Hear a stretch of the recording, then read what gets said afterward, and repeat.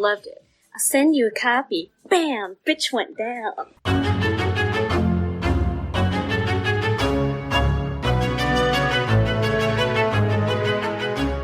Welcome back to Horror Queers. We're talking gay movies. We're talking spooky ghost movies. Yeah, we're talking about Japanese horror. And I'm Joe. And I'm Trace, and we're talking about video game movies. Oh, yeah, right. And we are also joined tonight by a very special guest, or I guess today, because this comes out at night. It's okay. Tonight, by a very special guest. We are joined by the lovely Jenny Nulf, who listeners may know as the co-host of the No Excuses podcast. She is also notable for being the director of programming for the Austin Asian American Film Festival, so a particularly apt choice for tonight's episode. You may also see her bylines at the Austin Chronicle, writing wonderful movie reviews. Please welcome Jenny Nulf. Hi, thank you for having me on. Oh my god, I got a clap? What?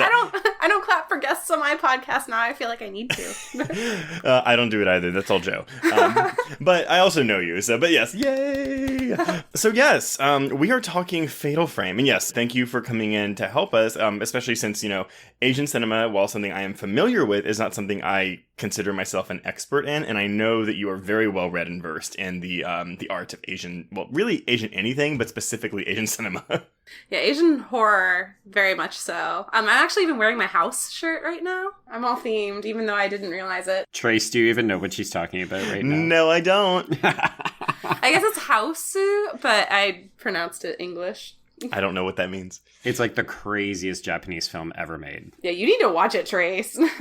It's like bat shit. There's crazy. butt biting. 80 minutes, too. Oh, man. But it's 80 minutes of madness. But 80 minutes, man, that's like the way to my heart. So yeah, we are talking about Fatal Frame. And I realized we should clarify this is the 2014 Fatal Frame, because I do believe there is another version. Yeah, but it's not an adaptation of the video game series. But yes, it's the 2014. It did not, to my knowledge, get a release in North America outside of a film festival screening at the Fantasia International Film Festival in July of 2015. That's the one in Montreal. That's why you go to it. Because you get to see films that literally never get released in North America. Anyway, but I did mention this on last week's episode, but I do want to mention to listeners, so this movie is not available to buy anywhere, but for some reason it's available to stream on YouTube. But this movie is an adaptation of it's an adaptation of the novelization of the very popular Japanese video game series Fatal Frame. There are 5 main games in the series, the first 3 of which were on PlayStation 2.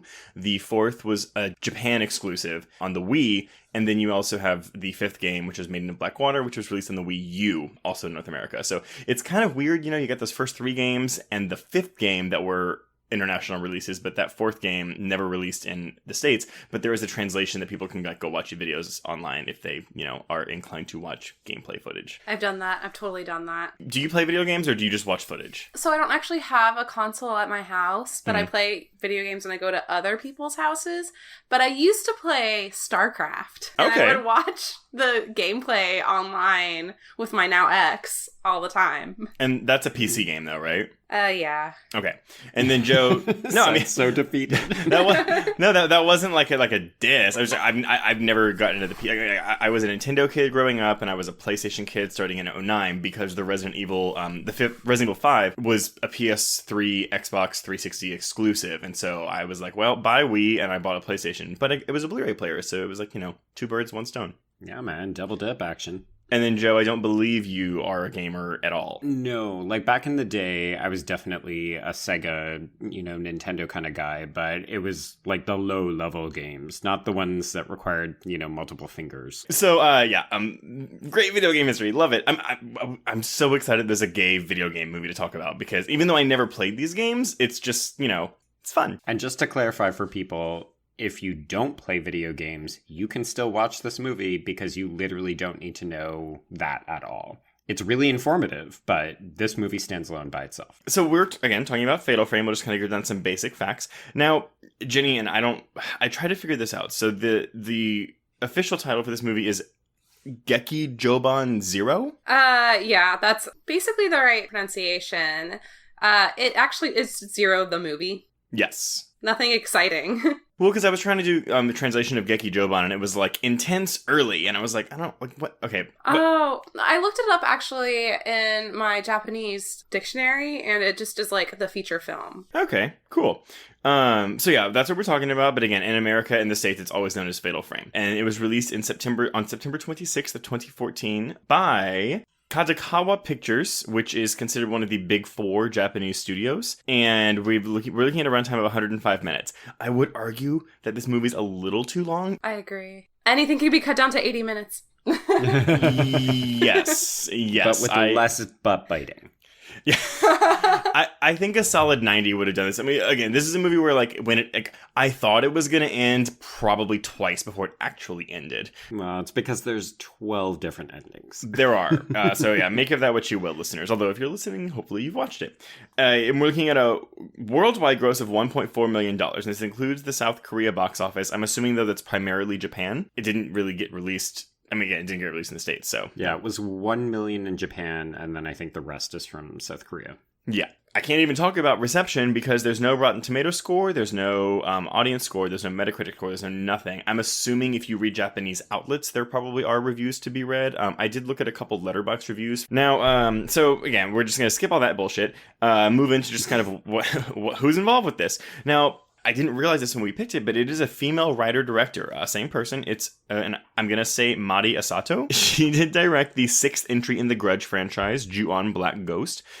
She directed a movie called Twilight Syndrome Deadly Theme Park, which is apparently another video game adaptation. And then she also directed a movie called Ring of Curse, which, and Jenny, so you sent this to me. Gomen Nasai. Gomen Nasai. You don't have to say sai, but it was very close. Fuck! Madonna has a song called I'm Sorry, and she says I'm sorry at the beginning of the song in a bunch of different languages, and one of them is Gomen Nasai. So that's how she says it. What a shocker. Madonna didn't get some kind of cultural appropriation correct.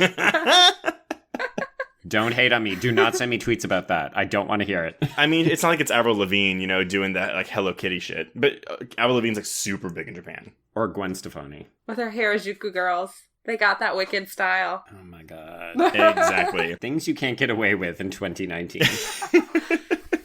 Mari directed this and wrote it. Now, she adapted the screenplay from Eiji Otsuka's novelization of the Fatal Frame video game series. And that's that. And honestly, there's a lot of characters in this movie, and they all kind of have equal screen time, but really just are your main protagonists. You have Ayami Nakajo playing the lead Aya. This is her debut film, but I guess she's known as being a supermodel in maybe it's worldwide. Maybe it's like, I want to say I read somewhere she was like a Cosmo model, but I'm assuming she got her start in Japan. She's really pretty. She's very pretty. And then of course I'm going to butcher this. Listeners, I will butcher a lot of names tonight. So do you want me to say it? By all means. Aoi Morikawa. Okay, as Michi Kazato. She's also a model. It seems to be a trend with this. But the only like major pull I could find from her is she's in the world of Kanako, which I've never seen, but I own the Blu-ray and my husband loves it. It was a Draft House Films release. I'm pretty sure it was Draft House Films. It was one of their last ones. No, it was because he got it from the vending machine of Blu-rays that's in the lobby.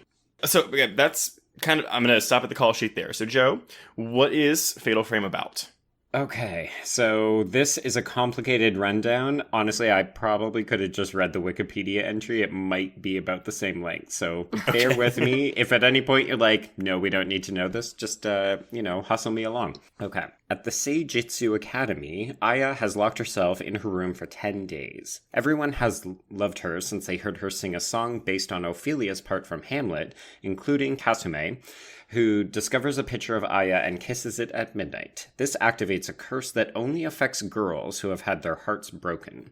Afterwards, Kasume is dazed and sleepy, even as they go out on a field trip for Miss Asayu's class, who reveals that she has a mentally handicapped brother, Takashi. Slowly thereafter, while out in the woods with her photographer friend Michi, Kasumi disappears. Michi later discovers the picture of Aya in the attic and is haunted by an ethereal vision of her, and she whispers to Michi, "Free me from the curse." Friends Risa and Itsaka also enact the charm, along with several other girls, when the picture of Aya is distributed by text around the school, and eventually everyone who kissed the picture disappears and their bodies turn up drowned by the canal, including Kasumi.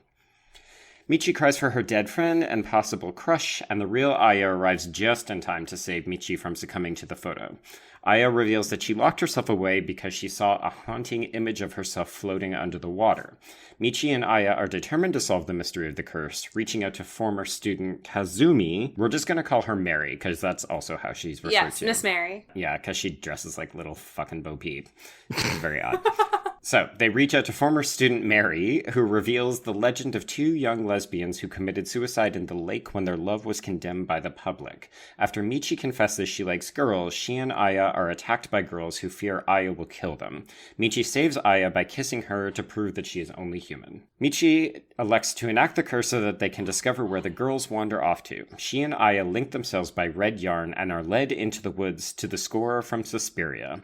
After a mild earthquake, they are separated, and Miss Asu's brother, Takashi... I call her Mayumi and Takashi. Mayumi and Takashi. Yeah. And Mayumi and her brother, Takashi, hits Aya in the face with a shovel before shoving her into the deserted water reserve. Asuyu... Nope, already forgot it. Nearly drowns Michi in the river, but stops when Takashi confesses, and they flee, eventually drowning in the woods. Okay, good. I don't have to say her name again. Michi saves Aya, who discovers that the haunted spirit luring girls to the reserve is actually her twin sister Maya, who died when they were first adopted by the academy.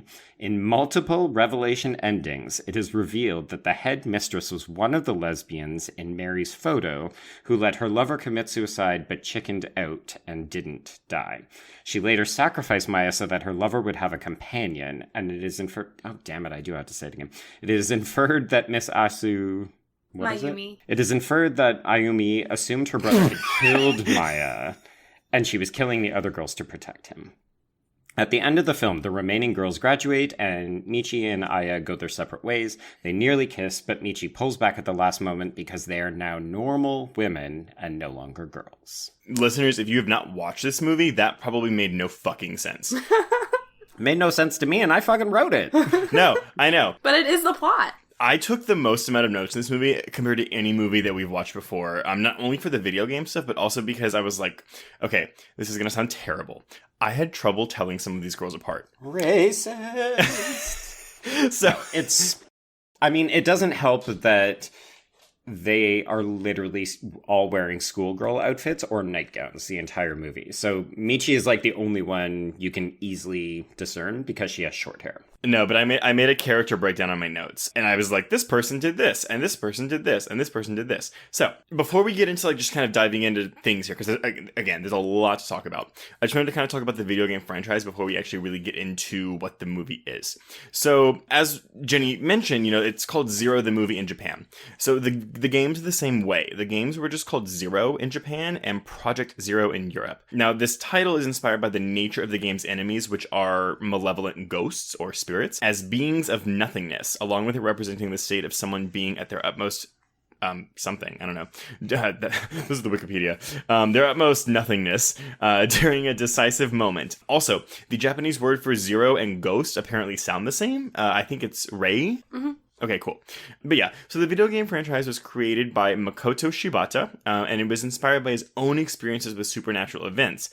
He partnered with Keisuke Kikuchi, who was in charge of general oversight. They both watched for inspiration for the games, high and low budget Japanese horror films, as well as war films. I went through every single plot, beat by beat. Well, I'm sorry, kind of. The general plot for each game. They're really convoluted, they're really intense. Basically, though, something to make a note of is, you can watch gameplay videos and you can watch speedruns of these games, but a lot of the plot is garnered from notes that you pick up. It's very much like Resident Evil, but the plot points that you pick up is a lot more dense. Resident Evil, it's just kind of like, this happened and like it was cool, but it's like kind of superfluous to the story. It's like extra backstory. Whereas with Fatal Frame, to really get the story of this, you really need to pick up all the notes in the story. And also each game tends to have 3 or 4 different endings, depending on either what difficulty level you beat the game on or kind of what you do during the game. So the main concept of the games is, and the movie is kind of similar in the sense, each entry focuses on one location be set by hostile supernatural events. The playable character is always a female, and it's involved in the present investigation using the Camera Obscura, which is a magic camera. Now, that is the character's only weapon in the game, and it can be used to damage the ghosts. The way to damage them is by taking pictures of them, and they fade in, they fade out, and whatever. If you hit a ghost in its weak spot, that's considered the fatal frame, hence the name of the game. You'll notice, though, that in this movie, that doesn't mean shit. So it kind of probably would have made more sense to just call it 0 here, but obviously they need that brand recognition. So yeah, that hits a ghost's weak spot. A ghost capture energy is converted into points, which can then be used to buy items and upgrade the Camera Obscura and obtain more powerful items. Most of the games are standalone. There is maybe 1 or 2 characters that recur throughout the franchise, but for the most part, you could pick up one of these games, play it, it wouldn't make a difference if you play one of the other games or not. But they do have recurring themes. Typically, a recurring concept is a pseudo-physical location bridging the physical and spiritual worlds. In the first game, you have a strangling ritual in which a shrine maiden is torn apart using ropes attached to her limbs and neck. Those ropes were used to seal a hell gate to keep down something called the Malice. And in that, the basic plot of that game is, the maiden doesn't go through with the ritual because she fell in love and her lover was murdered, and it caused the malice to leak out, which then, came out and killed everyone in the mansion and made them evil ghosts. Fatal Frame 2, there was a crimson sacrifice where twins are tied together with a red rope, which is in this movie but has nothing to do with the sacrifice. And basically the elder twin must strangle the younger twin in order to satisfy the hellish abyss, a deep hole that collects souls of the dead. After the sacrifice, the soul of the dead twin stays to guard the village as a crimson butterfly. But, of course, in that game, one twin escaped, the other twin didn't, so the townsfolk, or the village people, killed this twin to satisfy the hellish abyss. It didn't, causing the repentance, which, shrouded the town in darkness. And that kind of goes with each game. There's a ritual, it fails, something happens, it causes evil ghosts. Or YMCA, the theme song. Yes.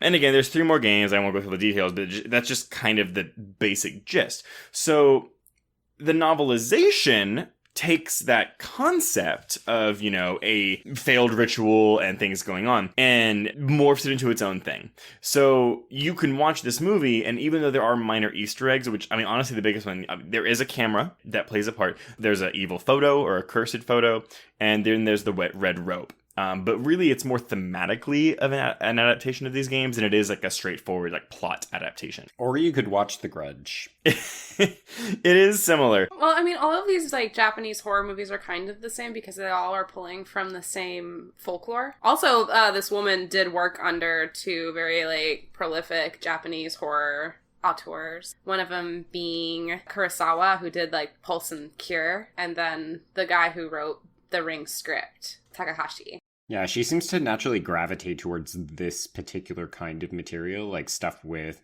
women-driven spectral hauntings, curses, grudges, things that have to be undone, which again, as you suggested, I think is fairly common in at least the kind of Japanese horror that makes it across the pond. So there's obviously a lot of different sections of this film we can tackle. Is there a particular plot point you'll want to start with first? Do you want to start with the curse itself? Do you want to start with the lesbianism? Where do y'all want to go with this first?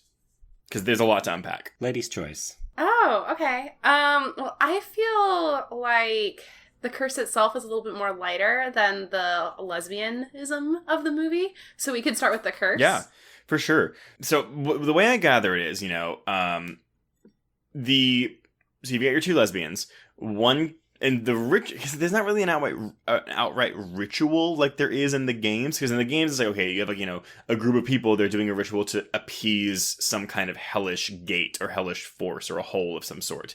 Appeasing the hole. So it's not a ritual per se, but basically, yes, you got a lesbian, there are 2 lesbians in I want to say the early 1900s, maybe. Because that's one thing too. All the games are set in the 80s, and this movie doesn't outright say when it's set, but I would assume maybe it's also the 80s. It's hard to tell. I felt like it wasn't really of any certain time. No, me neither. Because you said because there are cell phones in the movie, right? There is at least a rudimentary cell phone. Yeah, so maybe 2000s? Okay, so maybe not. Then maybe I'm wrong. So yeah, they just ignored that. There's a flashback, though, to the... Jenny, help me out here. Is it the Meiji dynasty or the Meiji dynasty? Meiji. Okay. But I saw that note too, and I Googled it, and it was like from like the late 1800s to the very early 1900s. So I was like, so now we'll never know. Well, I took it to be so that long extended conversation between Maya and Aya when she's like treading water in the water reserve near the end. Yes. The suggestion seems to be that there's a historical legacy of women who have had their sexuality repressed committing suicide in the lake, and the lake eventually transformed into the water reserve, and it has like withheld all of these, you know, sad memories of women, and that's what kept Maya sort of animated or alive throughout her extended submersion. Well, okay, so that's the thing though. There's kind of like there's one curse. So there's, you know, okay, the headmistress, you know, didn't kill herself with her lesbian lover. And so that bitch. Yeah.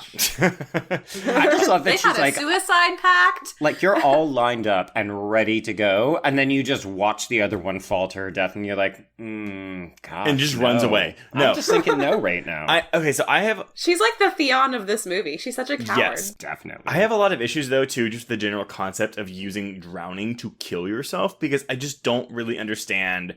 I guess you're just breathing the water. I mean, again, I just feel like it'd be hard. I feel like your body would like be fight or flight, and like your body, like you would immediately like get out. But maybe not. It is, whatever. but it's very much like, remember that we've got that Ophelia Hamlet thing running throughout this entire movie. Yes, so I was gonna bring that up too. You know, I mean, and there is a shot of the girl floating in the water, which is extremely reminiscent of that painting of Ophelia, again dying in the water. Which Ophelia is a very controversial character in literature in general. And listeners, again, it's Ophelia is like the woman who maybe committed suicide, maybe drowned by accident in Shakespeare's Hamlet. So yeah, so you got your lesbian, doesn't go through with the suicide thing. I guess suicide ritual, you could say, suicide pact. And so her lover's ghost stays with her throughout her life, and she doesn't torment her though, because the headmistress says she doesn't torment me. I suffer because she's just there. She's not like maliciously doing anything. She's just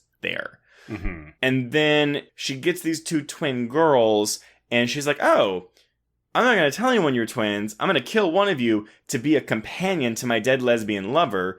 Which she's a child. Mm-hmm. Hello. Yes. But I guess lots of issues here. Yes. And so one of the twins drowns and the other one tries to save her. But then, of course, you have the whole soap opera plot of like, oh, it was so traumatic that she forgot all of this.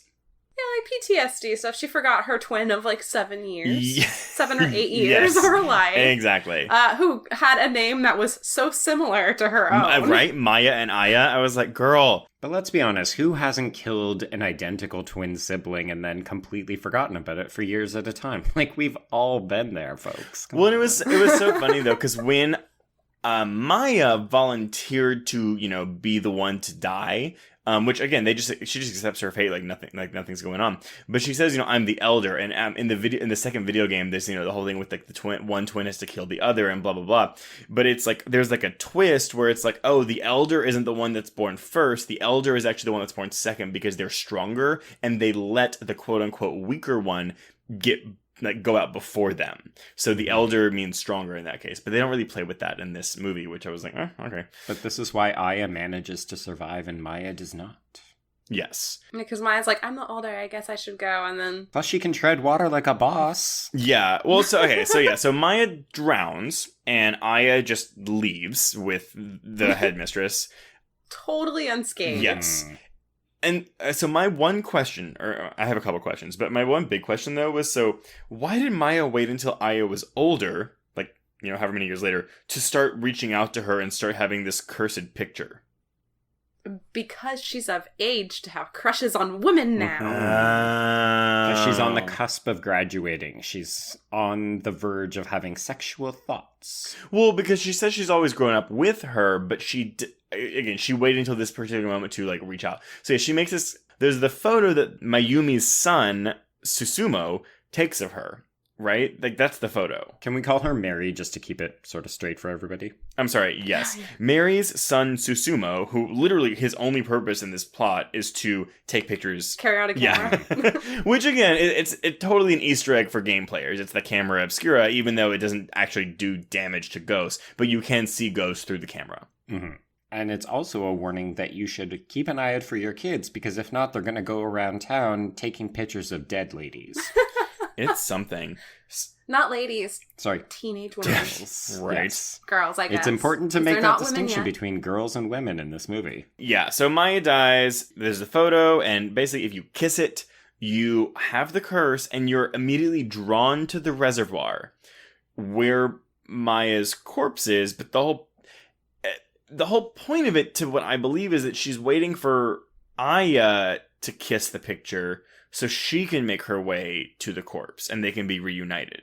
It makes sense, but it's not explicit. It's not very clear, but that's kind of how the curse is lifted, is when Aya remembers. Mm-hmm. Am I totally crazy? Nope, that's what I got too. You're not. They're reunited, though, too. And, there's that really gross image, though, of, like, when they're hugging and, like, her scalp peels off. It's so delicious. Very Ring. Yes, it is. It's holding a desiccated body in a body of water. Yeah. Which actually is very common in Japanese horror films, because the body of water kind of symbolizes, like, the, I guess, like, path between death and life. Yeah. Yes. Which is why you get a lot of dead wet girls. Yes, for sure. So, yeah, I mean, like, there does seem to be, like, a loose rule set with this curse. I mean, I just love it because that alone, when you think about it, you're like, okay, yeah, there's some poetry to it. There's some really memorable imagery of, like, girls sort of wandering around dazed through the woods, or, like, that scene where they're walking, like, Michi and Aya, and they're attached by the red string. Like, it's really gorgeous. You're like, that all works. And then let's also put in, like, a brother-sister murder cover-up.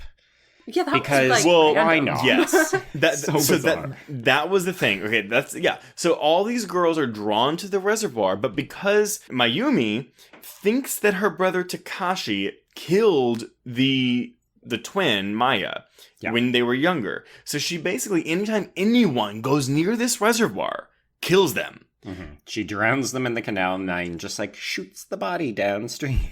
Yes. And so then it's like there's that. So again, like, but I did like the misdirect, because again, like, the first half of this movie is very much, it's a malicious ghost, and then all the girls die. Like, I want to say it's like the halfway point where it's revealed that Aya is not a ghost and she's alive, and she's actually just been hiding in her room this whole time. Mm-hmm. It's actually about halfway through, because, well, the idea in the beginning was that her soul had left her body, and her body's chilling in her room, locked in there, and her soul is, like, hanging out around downtown. But actually, it's her sister's soul that just has aged. Right. Yes. Yeah, because they aged together. I did love that reveal, though, because I totally was like, oh, man, how long until they break down the door and just find, like, a gross, like a rotted cop? Yeah, for sure. Well, I mean, let's say, like, the first half of this movie, I was very much like, what? Because even the curse itself in the beginning, when you're watching it, I was like, what? Like, they see the ghost, they got to repeat that damn fucking line every time. And I also think there was maybe a translation issue, because the phrasing of it's like the curse that affects only girls, they use the exact same phrase every time, and it never changes depending on what tense they're using. Mm-hmm. This is what happens when we're dealing with subtitles sometimes. Well, and it's YouTube, so it might just be some kind of, like, random person. Yeah, like Donkey Kong Jr. 86 is like, thanks for the subtitles, we appreciate it. I thought they were pretty good translations for the most part. And, like, the thing with tenses in Japanese, too, is that they're a little bit more complex. They're complex, but also a little bit more simple. So, like, they could be saying the same thing over and over again. But I don't know. I actually wasn't paying attention to the actual wording of that stuff. But I have the translations in general for, like, most stuff that in America gets translated incorrectly was pretty accurate. Well, it's interesting, too, because part of what makes the film interesting is the interchangeability of the girls. Like, when I first watched this, I thought Kasumi was the main character. Oh, I did too. Oh, yeah. And then they just, she, like, fucks off in the middle of the woods. And you're like, so wait, who are we following? Well, Michi's the narrator, but I didn't I thought the narrator was Kasumi. That's what I thought, too. Yeah, that was really hard to tell. Yeah. Mainly because of the way the film was edited with sound and stuff. I was like, okay, there are these two girls, but which one are we following? Because it's not like, hi, I'm Michi. I'm going to narrate this. Here's my friend that I'm in love with. Oh, she's gone. By the way, I'm still here. And apparently all these girls are lesbians, though, because they say, the second Aya came to the school, everyone fell in love with her. Okay. So I think this is a turn of phrase.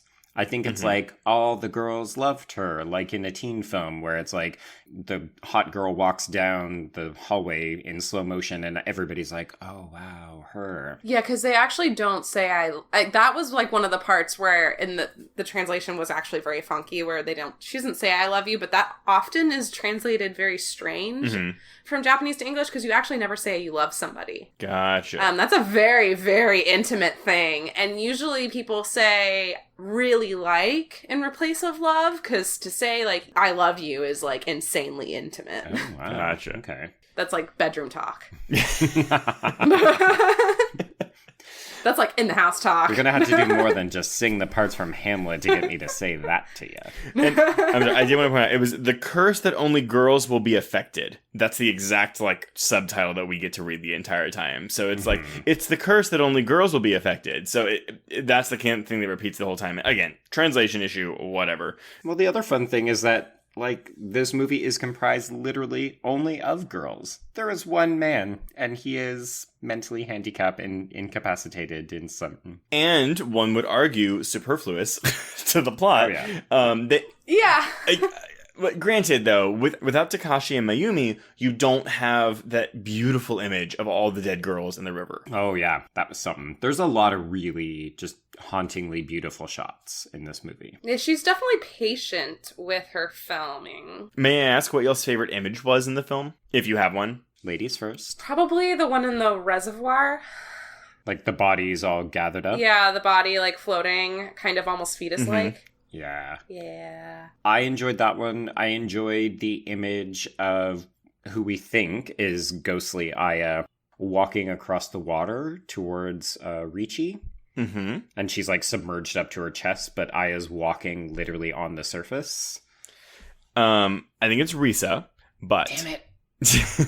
I think it is Risa, because she's the one that's found again, Yes. right? Yes. Yeah. So Which I also did not understand how she survived, and nobody else did. I didn't really understand that either. She just is somehow like... It's like she got turned around. Well, that's the thing. The scene with the shaman, the scene with the shaman, too, was very like, okay, why are we doing this? But no, I agree with both of you, and I also would agree that any reveal of the ghost, there's a shot where the girls are talking in the bedroom, and then all of a sudden, like, it's like Maya's ghost appears behind them against the wall. Anything with the ghost, I thought was very well done. But my favorite image is actually the scene the shot when they're all in the choir room at the church, I guess. Is it when they all pass out? Yes! Oh, yeah! So good. In slow motion, and she's she's dropping down, like, and, like, arms extended like she's fucking Very Jesus Christ-like. Christ. Right after the headmistress says, like, don't worry, Christ will protect us. And then it's like, oh, who, me? Here I come from the ceiling. Well, and that's also when the Suspiria, like, score is going, like, hardcore. It's just, like, really going. Okay, can we talk about that? Because... Oh my god, it is such a ripoff of the Suspiria but score. it It bothered works! me the entire time! I was just like, it's almost the Suspiria score, but like they changed 2 notes. Yeah. Like, how did Goblin not sue the ass off of this movie? Because he probably doesn't know it exists. Yeah, exactly. And we're going to get him got released in North America. But I mean, it is. I mean, because it's mixed. It's half Suspiria score and it's half like That's great. We've talked about this. I didn't know how to describe it, so I did like woman's howling. That's the only way I know how to describe that. If this podcast had subtitles, it would be woman howling. But I mean, it works. I mean, again, whenever that Suspiria score came up, like I was like, "Ooh, yeah, I'm into this. Yeah, give me that ghost shit." I especially liked it when they're walking through the woods with the red string to the not Suspiria soundtrack, and I was like, this is like nothing in the movie scared me, but I was like, this is some good shit. Like, I'm enjoying this. I think it's because, though, and this is where I think maybe game players might have an issue, there isn't a malignant or malicious ghost in this movie. There is none of the ghosts are trying to hurt or kill anyone. Which feels very rare for, like, J-horror. Yeah, instead they pull the rug and they're like, the ghost hasn't been killing anyone, and it's actually this mentally handicapped guy. Oh, wait, it wasn't. Well, do y'all like that? Do y'all like that? Do you like that reveal? Do you like the fact that there is this extra third plot going on? Because I do think that, again, like these aforementioned, reveals of the ghost in the background, like doing stuff and like are creepy, but yeah, they're never scary. And I think when you're adapting what has been frequently referred to as one of the scariest video game franchises of all time, there are expectations in play there that are not met by this movie. I agree. I was like really hoping for something, because I read a lot before where everyone's like, oh, it's so like peaceful and like calm, and that kind of makes it eerie and creepy. But having like watched so many J-horror movies and knowing like where eerie and creepy can go if you're like very patient, which is what the original Ring does. Yeah. As well as another favorite of mine, which is called The Inerasable, which never got distributed in America either. But yeah, like that's what J-horror is good at, is patience and not jump scares. I don't know. I just felt like it was too patient. But also they didn't want it to be scary. Well, and on that level, I can kind of respect the film for what it is. And I think taken on its own terms, exceedingly long runtime aside, I do think that it is a solid film. And I don't want to say yet that it's the best video game movie ever made, but I mean, there's not a lot of competition there. Yeah, I think if you watch this and you didn't know anything about the video game, you would probably think, oh, this is almost more of a tragic love story as opposed to like it just happens to use ghosts to advance the love story angle. Whereas if you were a hardcore gamer and you were like, yeah, I can't believe they're going to make a fucking Fatal Frame adaptation, you'd be like, what is this shit? Like, where are my ghosts at? Well, but honestly, though, how could you make when the game is you walking around in first person, taking photos of ghosts to harm them, how can you adapt that into a film? Trace. If you're talking about the power of cinema, like, honestly, you reading the description of the games, I was like, okay, so it's Resident Evil, the first one, meets Silent Hill. Like, that's what I'm envisioning the game is. I mean, it's Shudder, right? Well, okay, wait, Joe. Resident Evil, you're using guns to kill things. Silent Hill, well, I've never played it, but I think you're using guns too, right? Oh my god, you've never played Silent Hill? No, but... That surprises me. That super surprises me. I wasn't a PlayStation... Again, I had Nintendos and GameCube and stuff up until 2009. Right. Now, granted, they did release the Silent Hill HD collection, which was Silent Hill 2 and 3 on the PS3, but I heard they were bad, so I was like, oh, I don't want to play that. But it's nothing like this, where, again, you're literally walking around a haunted place picking up notes using a camera to damage ghosts. I mean, you have to write a lot of plot around that. You do. Well, and again, there is a lot of plot around that in the games. So I'm assuming a good third of these games is reading notes. But I'm imagining, like, there's a way where you could do it as, okay, we've got this giant mansion, it's haunted, you have to, stumble around like a bit of a mystery kind of, like, all right, we're looking for clues, we're unlocking hidden things, and then you've got to pick up... You can still have the lesbian stuff. Yeah. So here's the thing. None of the descriptions of the games mentioned queer content. So that is obviously something that she was like, you know what, I feel really strongly about this. Well, again, not her, it's in the novelization. Ah, that's right. Well, so here. So walk us through that. So I didn't find a plot summary of the book, but I found a Letterboxd review from someone named Skankle. Thank you, Skankle. I love it. So I abbreviated her review, and basically it goes like this. It goes, the film is actually based on a novel that was based on the series. The novel was atrocious. Misogyny abounded throughout every other sentence. A girl collapses randomly with her friends because she got her period. The only middle-aged woman in the plot has most of her dialogue framed by descriptors of her crow's feet, wrinkles, and inappropriate style of dress. Lesbianism is posited as something that young girls grow up and leave behind, which we can discuss about this movie. Mm-hmm. The young girl protagonists of the plot are too incompetent to solve the mysteries themselves. Instead, a group of random people making a cameo from another piece of the author's work intrude in the latter chapters and solve the entire mystery for them. Some of these missteps mirror those of the series itself, such as the general misogyny and fetishistic attitudes of young girls and lesbians, albeit taken to another level of obnoxiousness and with very few other redeeming features. The links to the games otherwise were limited to the presence of a curse, a failed ritual, and some minor ghostly photography. The novel even abandoned the traditional Japanese settings of the series, like a mansion or a village, for a Catholic girls' school.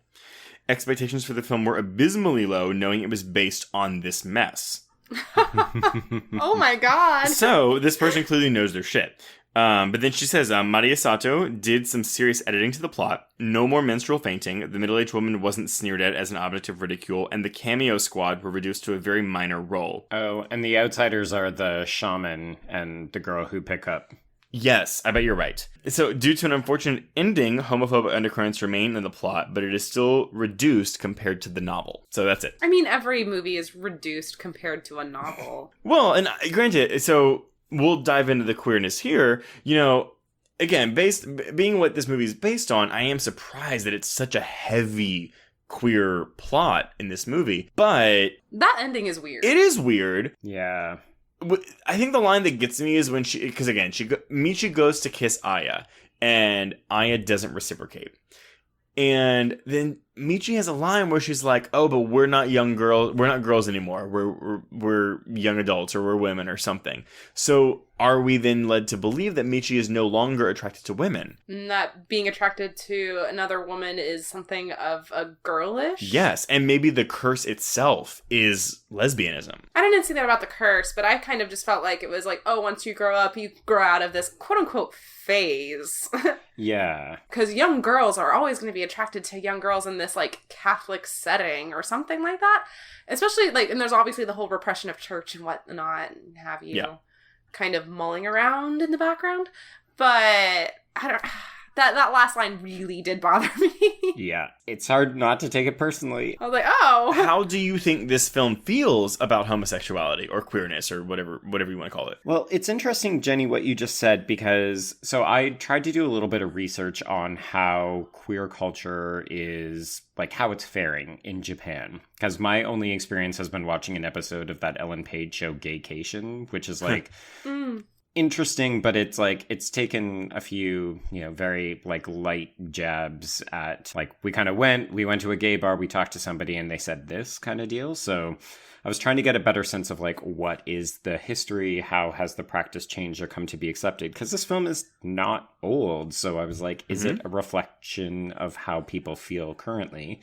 And something interesting that I found, and of course I can't find the specific quote, but as far as I can tell, there was something called a gay boom in the 1990s, and that's when mass media and the lesbian and gay community started to like show up a lot more, or rather the lesbian and gay community started to show up a lot more in pop culture, and people started to like come out and talk about it more publicly, but it was still mostly frowned upon. There's a very odd history where like even if you look at the Wikipedia history of like homosexuality in Japan, 95% of it is all about men, and there's like virtually no reference to lesbianism except to say that it's kind of treated a little bit more, it's almost less accepted than being gay because women are supposed to be proper, and the idea is like being a lesbian is not very ladylike in Japan.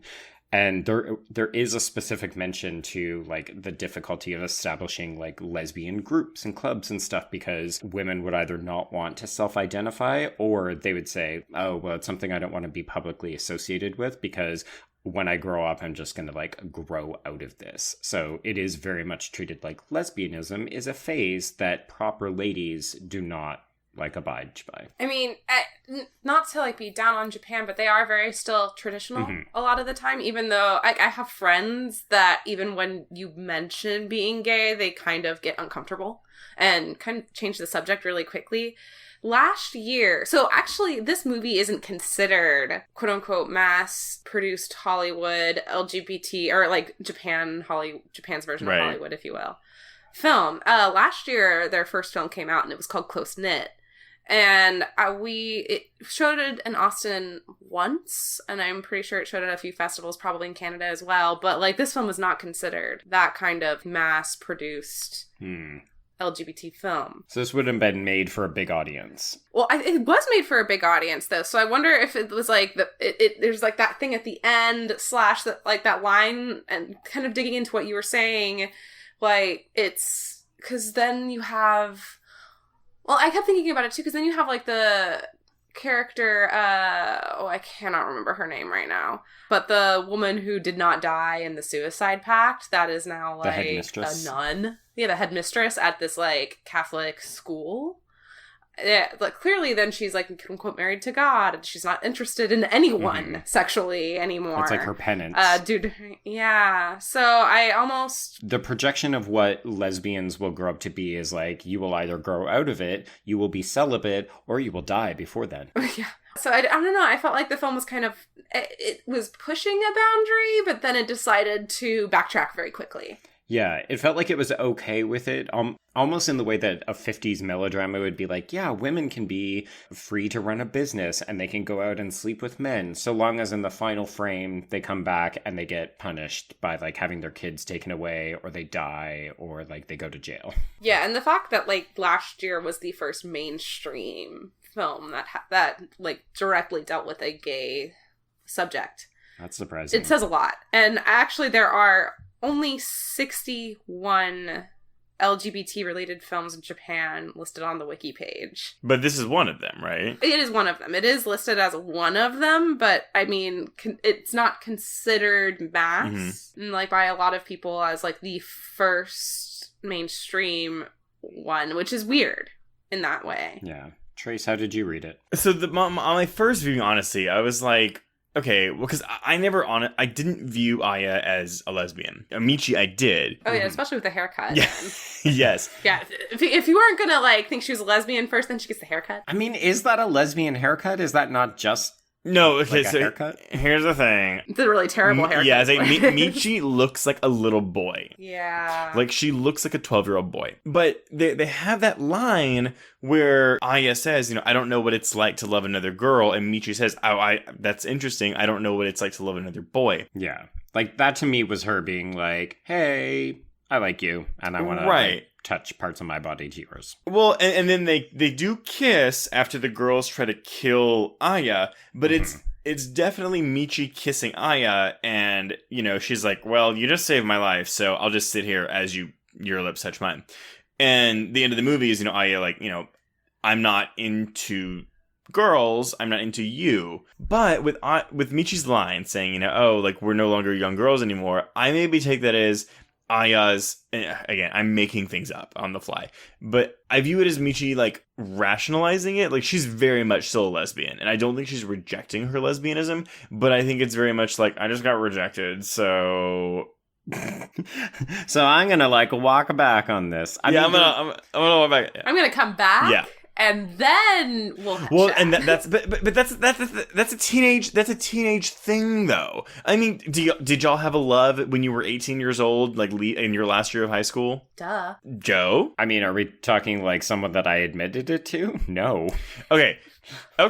Well, so no. So I dated this guy. I started dating this guy in April, my senior year of high school. And we knew that we were going to different colleges. I was going to go to, you know, a place in Texas. He was going to go to a place in, I think, Kansas. Wow, you don't even remember your 18-year-old No, I remember him. I remember him. I remember him. He's a very popular drag queen in New York now named Rose. Oh my God. So, yeah, listeners, by all means, go look for Rose in New York. And he has like 1,000 followers, thousands of followers. It's great.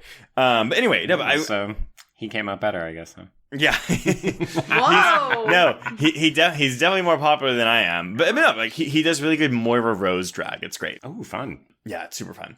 But I remember being an 18-year-old child, because again, like, I know 18's an adult, but like, you know, they're children. Yeah, like, you're dumb. Yeah.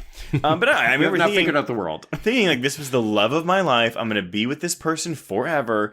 Even though, like, oh, we're going to different colleges, we'll find each other again later. It's gonna happen. Thanks, romantic comedies. No, but like, I mean, like, and I totally get that. I would make any excuse that I could to, like, even if it was, oh, like, we're not going to be together, like, he's being the rational one saying, hey, like, we're going to be living, like, you know, 2 states apart, or however many states apart Kansas and Texas are.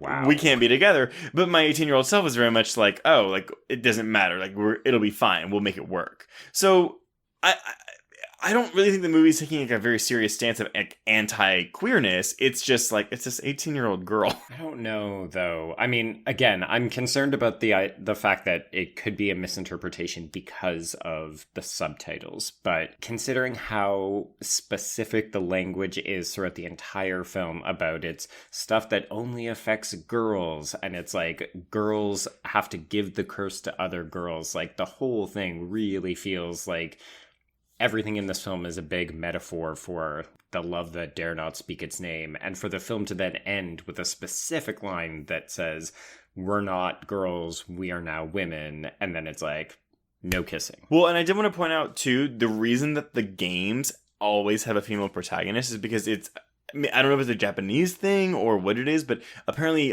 women are viewed as to be like more spiritual or more like able to connect with the spiritual world. So it was, the word weak was never used, but like that seemed to be the kind of like idea behind it. But then you're talking about a woman screenwriter and director for this movie. So then what does that say? There's something to do too with the fact that this is an all-girls school, which makes sense if you're thinking about the religious aspect of it.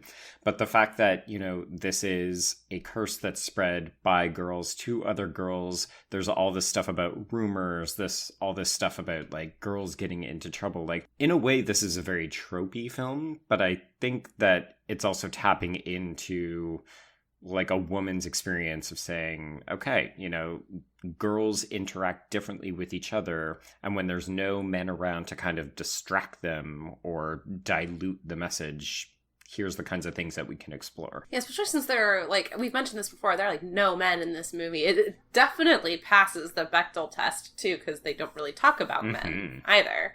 Like, if anything, ever. The Bechdel test, you know, it's like two women not talking about another man with each other. But I would argue that maybe you can even say it's two women not talking about a relationship or, like, a love interest. And maybe not even just two women, but just two characters, you know, because it's like, why does romance always have to be on the thing? Why does a significant other always have to be on the brain? But I guess this kind of passes that too, even though Michi is very much into Aya. It's a relationship between them is never like the focus, like explicit focus of like what they're talking about. No, but it is why they're so connected. I mean, I found it slightly uncomfortable that Michi is like, oh, that one girl that I really liked is dead. Oh, hey, other girl. Michi gets around. Like, girl, grieve for your dead girlfriend for like a day.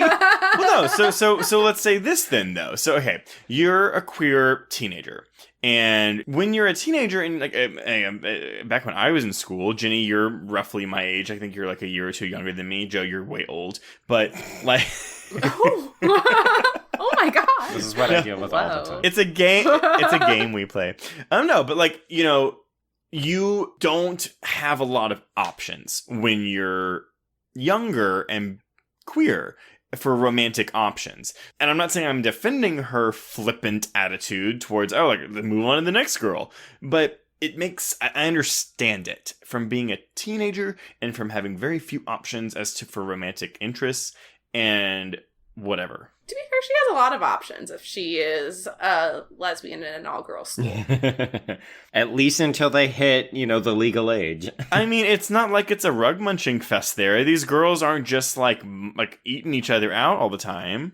Trace, you had to look carefully. There's a lot of finger-touching, which we've already established from our Daughters of Darkness episode is basically lesbian foreplay. Yes, it is. No, you're right. Well, and the ghost itself, all it does is like grab the arm and just like kind of caress the arm up and down. In 2014, we're doing that still. Well, I would almost say that has to do with like the repression of sexuality in Japanese films in general, which usually horror pushes those boundaries extremely, especially with a lot of their extremist horror films, and then Shion Sono being like the biggest one who pushes boundaries as far as like sexual stuff goes. But yeah, I would say that's almost like repression in society, maybe even like the female director being a little bit too timid to want to like go farther. Do you think maybe that's a studio thing though? Because you did say it's one of the big 4 Japanese distributors. characters. So maybe it was studio pressure to not lean into that as heavily. Also possible. I really, I have no idea if we have any listeners from Korea or Japan, who maybe saw this movie when it came out and had a glimpse of what the reception was like or how it was covered in the media. But I would love to know if there's any kind of backstory about,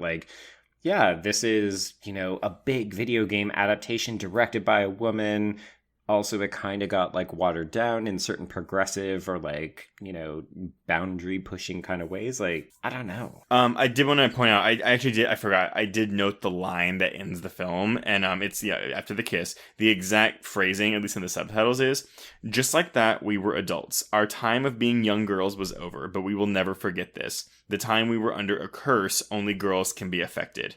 And that's where I got the idea of, though, is the curse lesbianism? Because they're saying, she's over, we're adults, we're over this. Mm-hmm. Is she then saying, oh, my attraction to her is just because of this curse from kissing the photo? I think that's what we were trying to say earlier, is, I think that's what it almost says. Yeah, except I don't think it's Michi being I'm no longer a lesbian, but it's the time that we had together, aka my opportunity to hook up with Aya is gone. Now I gotta go to Tokyo and get that fucking photography degree. But it is though, because she's gonna go be a photographer. Aya's gonna, I don't know, be Aya in town and whatever. Hang out by the plant flowers. With the singing flowers and the dead girls. Oh, I did like that though. Yeah, the ending with the camera. Except I don't like her pose at the end and how they're all just squatting. Very strange. Yeah, but it was good. And because you knew something was going to happen with that camera. But I did like that all the dead girls. Also, again, but then, okay, I know logic doesn't really mean anything in these movies, but because none of the girls were killed by the curse, they were killed by these extra tertiary characters. Yeah, it's curse adjacent. Yeah, I was on my way to drowning, and then I just got hit in the head with a shovel and drowned in the river instead. But they weren't gonna go. They weren't gonna go drown in the reservoir. That's not what the curse would have done for them. We don't know what the curse was. Well, that's the thing. Yeah, because Mayumi.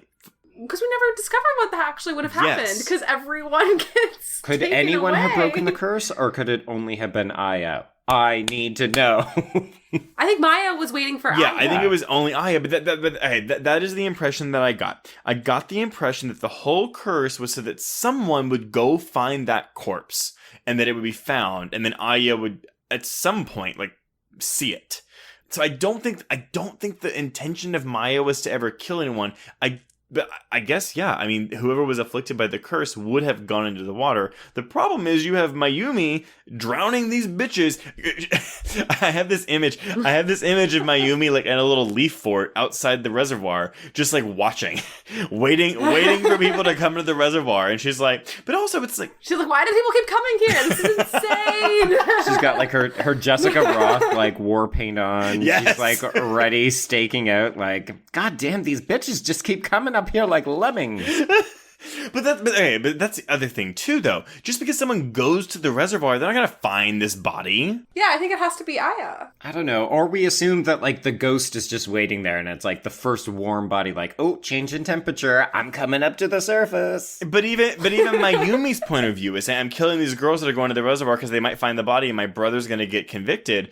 It's A, it's been long enough. B, how do you know they're even going to find this body when they go in this reservoir? Yeah. It's pretty dark in there.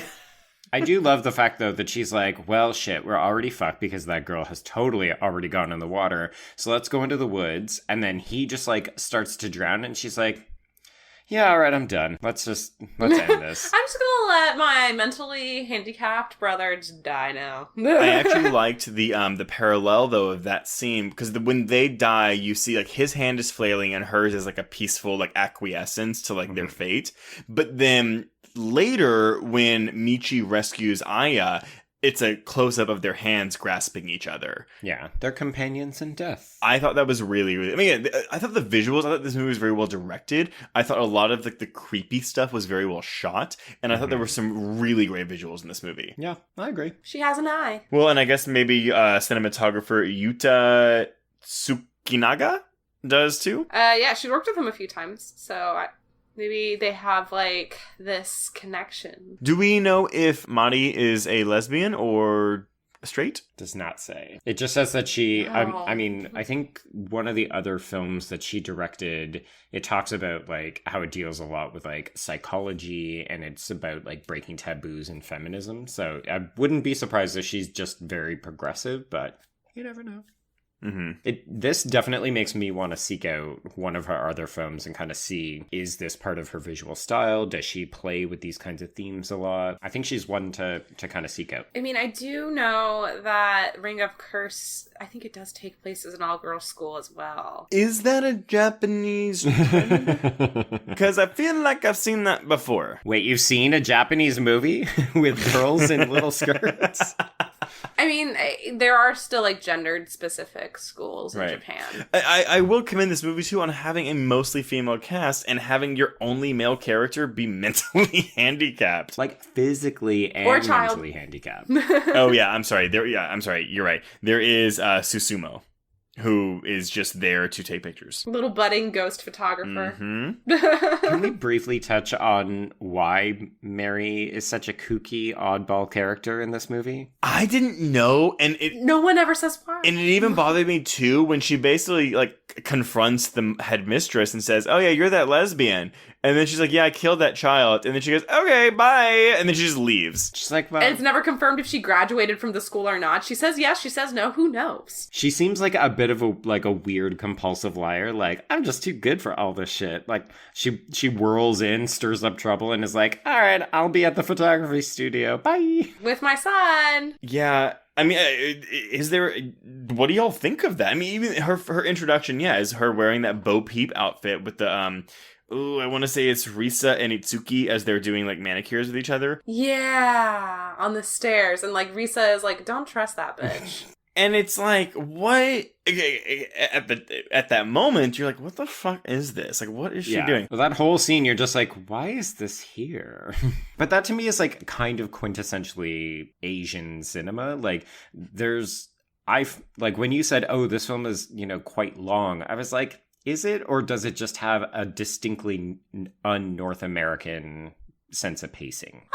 Yeah, that happens. I feel like South Korean films usually get more plagued with that, though, than Japanese films. But then again, like, I watched Audition last night, and it has, like, this very slow first Audition is slow. Opening, and then at the end, it, like, just hits you with everything. I agree with that.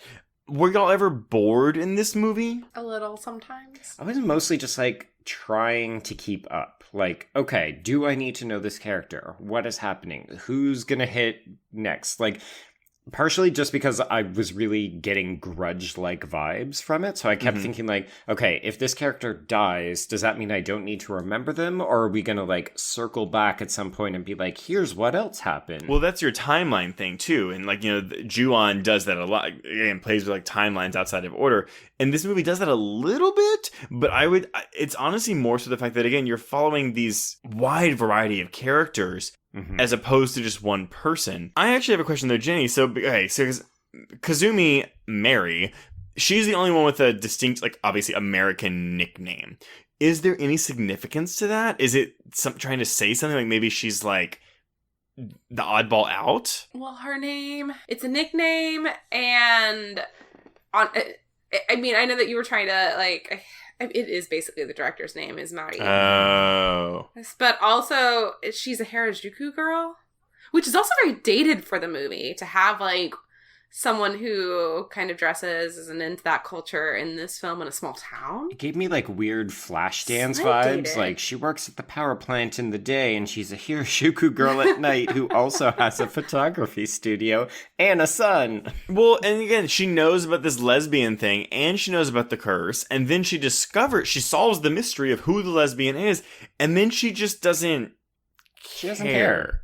Because she's too cool. She's kind of a person to have all the endings interwoven together at the end and also be the voice of exposition when necessary. I was actually surprised that they give you that reveal of the headmistress, because I was fully expecting to just never learn who that girl was. Oh yeah, I know. I was like, okay, we can have this added to the end. I was actually expecting it to be Mary for a while. Which I think actually would have also made sense, to be honest. I mean, part of the reason that I think it does work better for the headmistress, though, is because that's where the whole Ophelia thing comes from, right? Like, Because it's that woven motif. Repression, blah, blah, blah. So it's a little bit more heavy-handed. But if Mary was it would have been more interesting because then it explains why the hell she's around. I agree. I totally agree with you there. And so then all this Ophelia symbolism and bullshit, like, and all this, like, all these superfluous plots. I'm sorry, was that a flot? A plot. Do y'all think the movie takes itself too seriously? Or, like, maybe not too seriously, but it indulges too much in excess? I don't. I've seen, I have another podcast that deals only with YA books to film adaptations. So I have seen so many classrooms where whatever they're learning happens to be an integral part of the film. So for them to be like, hey, we're doing this choir for graduation. And you're like, sure. How does that play into it? Oh, Ophelia? Cool. Got it. Things we learn at school are very metaphorically relevant to our lives. Yeah. Well, and again, they're singing about this drowning woman when all these girls keep drowning. Which, it's because the headmistress is like, God damn, I can't believe I've lived this entire life being like a terrible lesbian partner because I just let my girlfriend die. That's actually something I had a question of too, though. So when Mary confronts the headmistress, oh, wait, hold on. Pause 1 second. I have a line.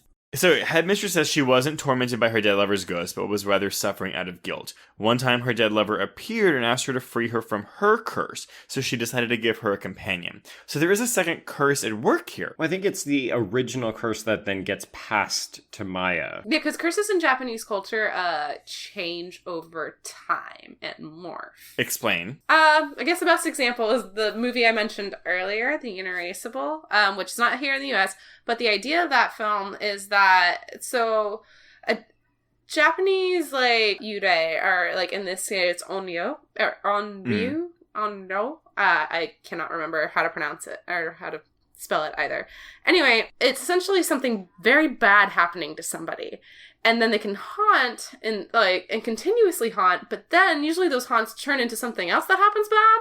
So then that haunt kind of morphs over time into something even worse. So that's why we have Ju-on.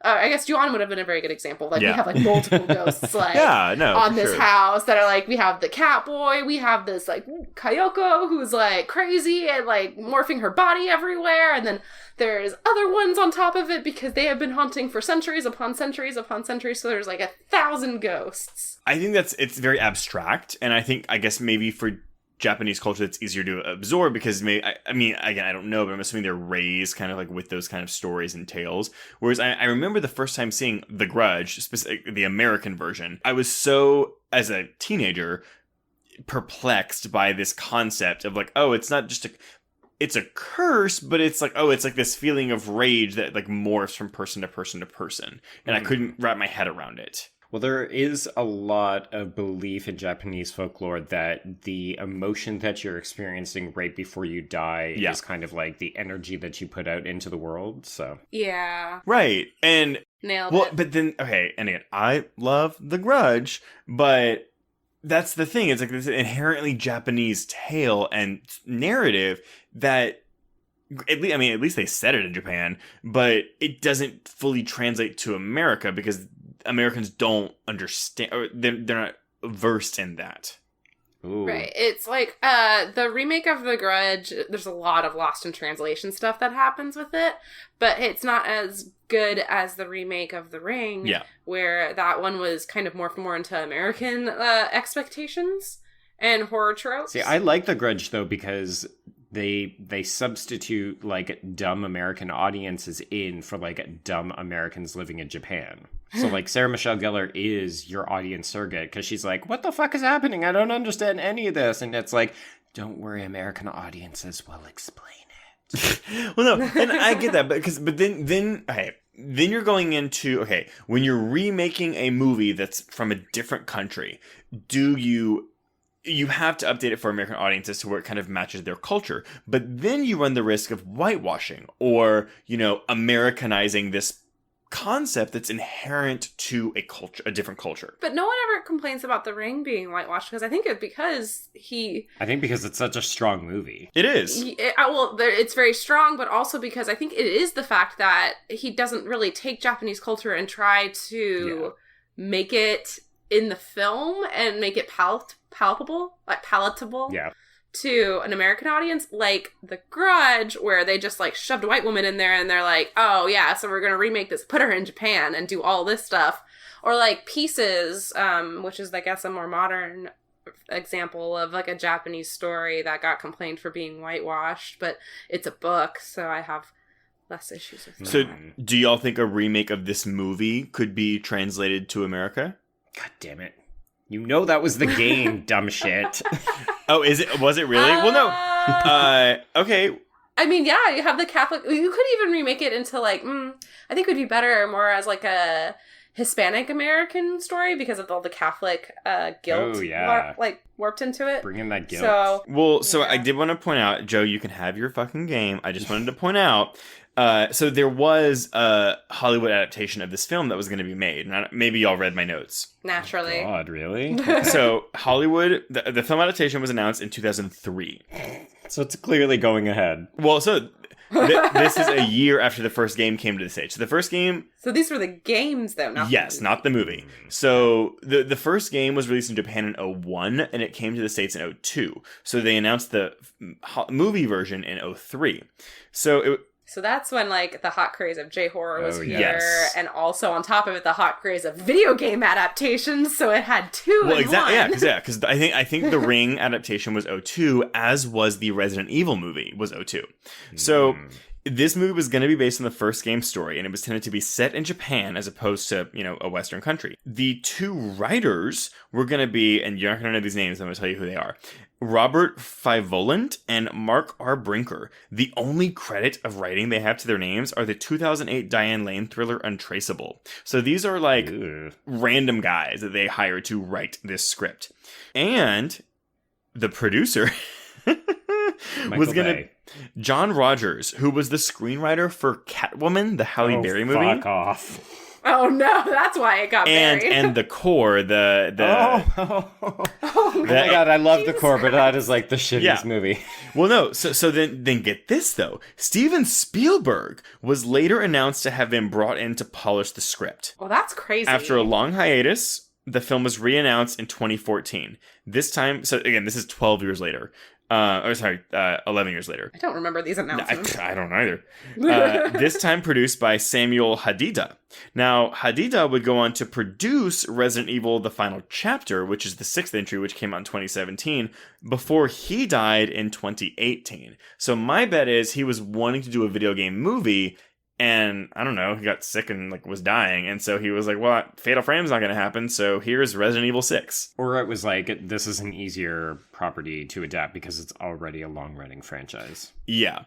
So again, I'm interested to see a version of this movie, maybe not an adaptation of this particular movie, but maybe more something to the games, because I would like to see something that uses the game a little bit more closely, but...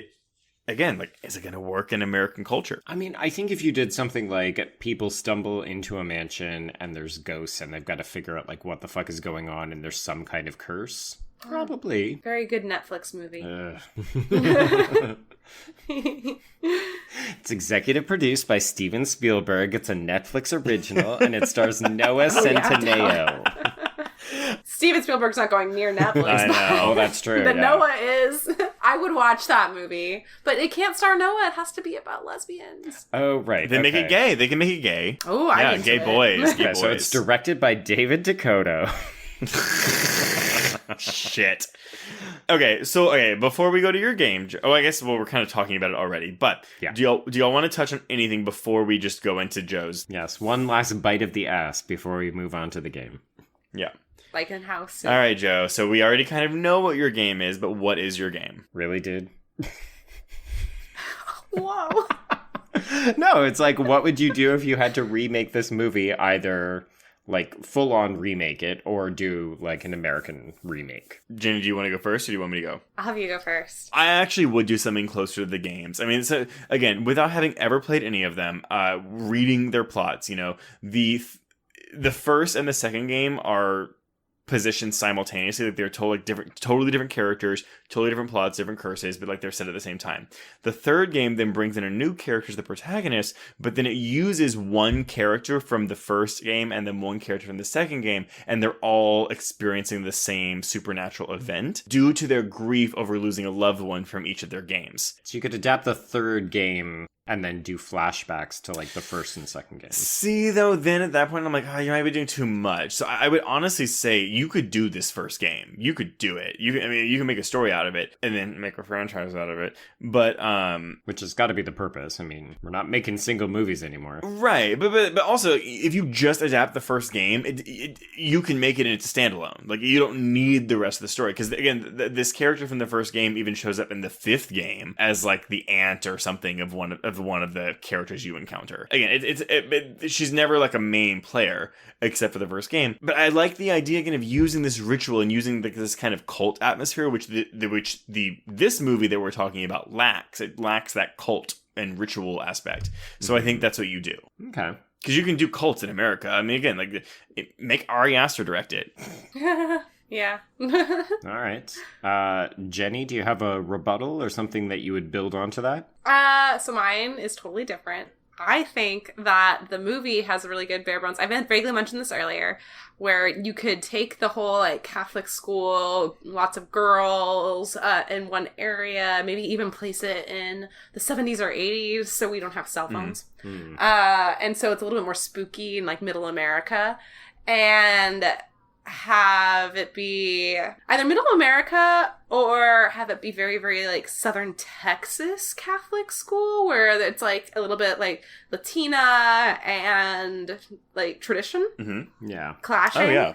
And have lots of like explicit girls coming of age into their sexual prime stuff going on. I can see that. And honestly, I kind of like the idea of switching the culture to something like Latin America. Well, I think that would help to get away from the accusations like, oh, you're just whitewashing this. You're like, no, we're like Americanizing it by addressing like a predominant ethnic minority in our specific area. Well, yeah, and also because homosexuality in Latin America is very much more like, still a bit of a taboo. Yes, exactly. So I think even looking at that within a minority group, again, a minority within a minority, could be a really interesting aspect. Now, no studio is ever going to make that, but we can always dream. That's where you get like, who would you get? I'm pitching it to Blumhouse. Yeah. Get the rights to this movie. I have an idea. Yeah. So you could get like Lucky McGee to do that because he's done like a girls' boarding school. He's done like subtle hints of lesbianism with May. So yeah, Lucky McKee would be great for that. Or like a lady director. Yeah, I was about to say, I was like, maybe actually let a woman direct a horror movie in America. They don't do that at Blumhouse, though, right? Oh my god. Oh yeah, that's right. They don't know any woman directors. But then again, I'm taking it to Netflix. Well, again, you may also not even have a queer aspect in the film. So, I mean, but I'd love it if they did. Joe, did you have an idea for one, or have we kind of covered anything? I think I like the idea of something being set in a very fixed location, like a small, like, women's or boys' kind of dormitory, because I feel like that was a popular type of horror film for a while, and that it's not popular anymore. So, Jenny, I do like your idea of even, like, setting it in the past a little bit and getting that kind of flavor going and saying, like, yeah, this used to be a popular thing. Could still do it. But. And it's so interesting though, because again, that school setting is nothing that's in the games. But again, I'm coming from someone who's like, I've never played these fucking games before, but I'm coming at it from like a fan, like trying to put myself as a fan of the games. Because again, a Resident Evil fan like watches that first Resident Evil movie and they're like, what the fuck, man? Like, none of this is the same. Yeah, I do want to hear from people, like, if you've played the game and then you watch this, are you like, what the shit? Or are you like, oh, this is an interesting direction that you have chosen to take it in? And if you think that it's an interesting direction, but then you hate the Resident Evil movie, the first one, why? Because that movie's great. I know how I want to direct my movie. It's Anna Lily Amirpour. Ooh, nice pick. Yeah, to make it like very kind of like... Now you're going artsy. Gothic indie. Well, she can't do better than a girl who walks home alone at night, and she can't do worse than The Bad Batch. So, I mean, like... Don't let her go crazy. Well, and I saw someone refer to this movie as a Japanese version of Picnic at Hanging Rock. I don't know if y'all are familiar with that story, but it's actually... I am. So...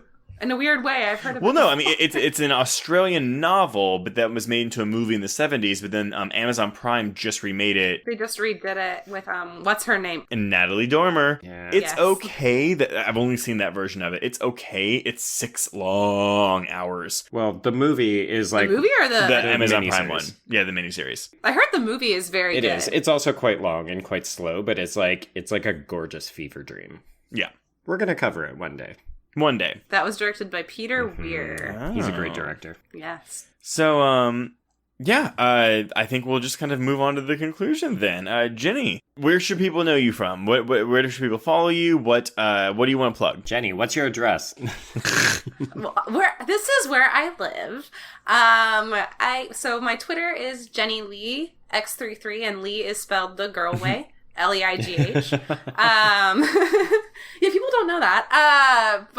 And then I can be found on No Excuses Podcast. We have Twitter, Facebook, all that jazz. You can search No Excuses Pod, and you'll find it. And then sometimes I'm in the newspaper in Austin, and it's pretty cool. Yes. Check out that byline. Yeah. So and before we announce what we're covering next week, if you want to reach us on Twitter, you can reach me at Traced Thurman. You can reach me at B Stole My Remote. That's the letter B. And if you're tweeting about the podcast, please be sure to use the hashtag HorrorQueers in your tweets so we can find you. We are going to start doing listener and mailbox readings on our Patreon page. So I just went through and looked at our Twitter page to look at a bunch of responses from questions we've asked in past episodes. And we'll be doing a good, fun compilation of those in an episode. You can also reach us at horrorqueers@gmail.com. And if you have 2 seconds, head on over to iTunes and leave us a rating. If you have 30 seconds, please leave us a rating and a review. It's super easy. You just go to that Apple Podcast app and press one of the stars, preferably the 5-star button. And if you like what you've listened to and want even more content, please visit our aforementioned Patreon page at patreon.com/horrorqueers, where you can sign up for exclusive bonus episodes each month. The bonus content will consist of full-length episode reviews of new horror films and also minisodes, which I just described. Our latest episode is, I think, on Extremely Wicked, Shockingly Evil, and Vile, but it might be on Brightburn. It depends on how the current vote is going on our Patreon page. Yeah, it'll be done by the time you listen to this. It'll be done by the time this episode drops. And coming up in just a few weeks, we'll have an episode on The Perfection, aka one of the best movies of the year, which hits Netflix on May 24th. Joe, what are we covering next week? Next week, we're going to be taking it to the extreme with some new French extremity. We're going to be looking at some male rape in Calvaire. English translation is The Ordeal. And listeners, I'm sorry to do this to you again, but I don't think it's streaming anywhere. But the DVD is $13 on Amazon. And you should also be watching French Extremity, so it's a good investment. I'd never heard of this one, so I'm kind of excited to journey into it. Also, never seen... You should not be. This is going to be hard. I mean, again, when your selling point is male rape, I don't know. I don't know what to make of that. There's a lot of lesbian stuff in French Extremity. I actually wrote my final college essay that on Joe tracked down the one with male gayness rape in it. Guess that's good. So on this note, we can cross out Fatal Frame. Yes, and cross out Horror Queers.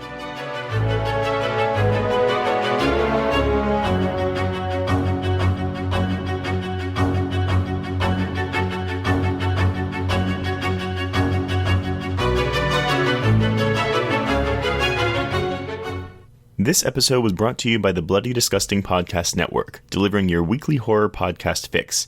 To find more episodes of this show and others, please visit bloodydisgusting.com/podcast network.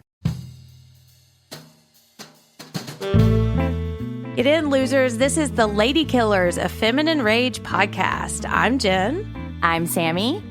I'm Rocco. And I'm May. Our podcast is a tribute to the female-identifying killers in horror and more.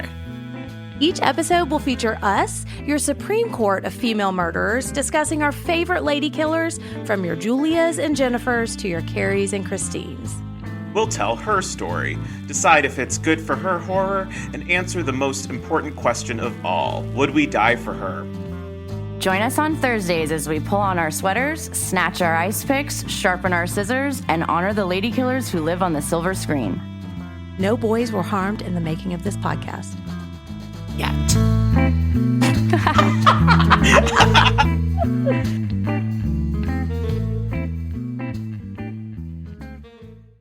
It was late in the afternoon when the professor and I took our way towards the east, whence I knew Jonathan was coming. Jonathan Harker has asked me to note this, as he says he is hardly equal to the task, and he wants an exact record kept. Dear Madam Mina, I have read your husband's so wonderful diary. Strange and terrible as it is true. I will pledge my life on it. God preserve my sanity, for to this I am reduced. Safety and the assurance of safety are things of the past. I am in hopes that I shall see more of you at Castle Dracula.